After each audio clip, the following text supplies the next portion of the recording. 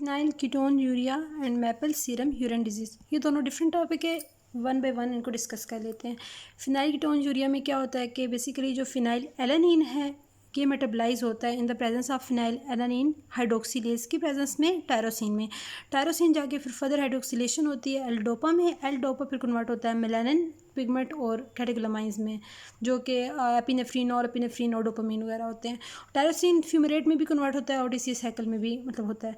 लेकिन ये जो एंजाइम है ना फिनाइल एलानिन हाइड्रोक्सिलेज, इसको साथ में रिक्वायर्ड होता है टेट्राहाइड्रोबायोटेरन रिड्यूस फॉर्म में। ये फिर ऑक्सीडाइज होता है डाइहाइड्रो PH4 इंटू BH2 और फिर डाइहाइड्रोटेरेडीन रिडक्टेज इसको दोबारा रिड्यूस फॉर्म में कन्वर्ट करा होता है। तो ये एंजाइम का को फैक्टर है लाइक, तो ये कंपल्सरी होता है। तो फिनाइल कीटोन यूरिया में क्या होता है कि फिनाइल एलानिन हाइड्रोक्सिलेज जो एंजाइम है इसकी डेफिशिएंसी होती है, या ये डिक्रीज अमाउंट में होता है, या ये होता है कि ये रिड्यूस फॉर्म में BH4 ये कम हो जाता है। ये क्यों होगा? डाइहाइड्रोटेरेडीन रिडक्टेज की डेफिशिएंसी या कोई भी रीज़न होगा जिसकी वजह से ये अगर कम है रिड्यूस फॉर्म में तो भी फिनाइल एलानिन फर्दर टायरोसिन में कन्वर्ट नहीं होगा। अब क्या होता है कि जब टायरोसिन में कन्वर्ट नहीं हो रहा तो फिनाइल एलानिन रेज्ड फॉर्म में और होता है। तो फिनाइल एलानिन जाके फिनाइल कीटोन्स बना रहा होता है, जो कि फिर जिनके न्यूरोलॉजिकल इफेक्ट्स हैं, इरिवर्सिबल न्यूरोलॉजिकल इंजरी काज कर रहे होते हैं, जिसमें क्या होता है कि सीजर हो सकते हैं, उसके अलावा ट्रेमर्स हो सकते हैं और इंटेलेक्चुअल डिसेबिलिटी हो जाती है। और अगर प्रेग्नेंट फॉर्म में फिनाइल एलानिन रेज्ड है ना, तो अगर जो बच्चा फीटस पैदा होगा तो उसकी माइक्रोकेफेली हो सकती है। उसके अलावा कंजेनिटल हार्ट डिफेक्ट्स हो जाते हैं और इंटेलेक्चुअल डिसेबिलिटी होती है, ये चीज़ हो जाती है। साथ में ये होता है कि ये जो फिनाइल कीटोन्स जो कि फिनाइल एलानिन बना रहा होता है, तो जब वो यूरिन में आ रहे होते हैं तो उसकी वजह से मस्टी ऑर्डर होती है, क्योंकि ये एरोमेटिक अमीनो एसिड्स होते हैं, इनके मेटाबॉलिज्म नहीं हो रहा तो उसकी वजह से मस्टी ऑर्डर होती है। तो ब्रेथ की, स्किन की, सबकी मस्टी ऑर्डर। अब टायरोसिन जब नहीं बन रहा, टायरोसिन नहीं बनेगा तो एल-डोपा नहीं बनेगा, फर्दर मिलेरिन नहीं बनेगा, तो हाइपोपिगमेंटेशन हो जाती है स्किन की। तो जो आइज़ का कलर होता है वो ब्लू हो जाता है, लाइट स्किन कलर होता है, लाइक हेयर का भी बहुत लाइट कलर होता है और पेल स्किन वगैरह हो जाती है। तो इसको ट्रीट करने का क्या है, किस तरह ट्रीट करेंगे? या तो BH4 यानी टेट्राहाइड्रोटेरेडीन की सप्लीमेंटेशन करो, और ऐसी डाइट जिसमें फिनाइल एलानिन है वो रिड्यूस फॉर्म में दो, यानी प्रोटीन की रिस्ट्रिक्शन कर दें, और टायरोसिन की सप्लीमेंट्स भी दे दें, टायरोसिन रिच डाइट जो है वो देनी है।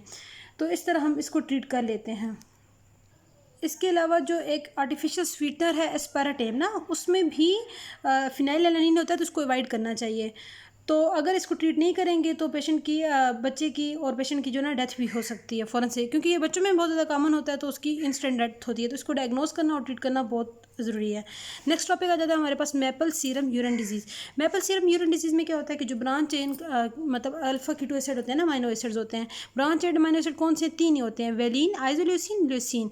तो ये आगे इनकी ट्रांसमाइनेशन होती है, डीकार्बोक्सिलेशन, डीहाइड्रोजनेशन होकर ये फिर कन्वर्ट होते हैं सक्सिनाइल कोए में, वेलिन। तो सक्सिनाइल कोए जो TCA साइकिल में होगा, तो फिर ये क्या है कि वेलिन जो होता है वो ग्लूकोजेनिक है।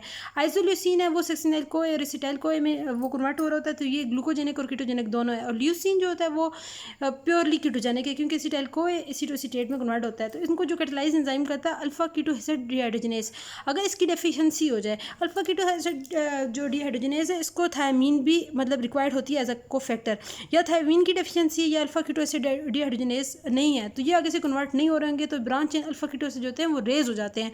अब जब ये रेज हो जाएंगे तो इसकी वजह से क्या होगा कि ये न्यूरोटॉक्सिसिटी काज कर रहे होते हैं। तो जो बच्चा पैदा होता है वो सीवियरली न्यूरोटॉक्सिक होगा, उनकी एपनिया होगा, सीजर होगा, लिथार्जी होगी, सेरिब्रल एडीमा होगी। और जो मेपल सीरम यूरिन डिजीज़ है ना, इसमें इसको मेपल सिरप क्यों कहते हैं? क्योंकि यही जो बेसिकली जो ल्यूसिन, आइसोल्यूसिन है, ये जितने भी ब्रांच चेन अमीनो एसिड हैं, ये इनकी जो स्मेल होती है वो स्वीट स्मेल होती है।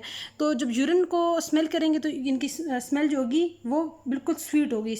तो इसकी ट्रीटमेंट क्या है? वही restriction of again isoleucine, leucine and valine diet, और साथ में थायमीन सप्लीमेंटेशन देते हैं।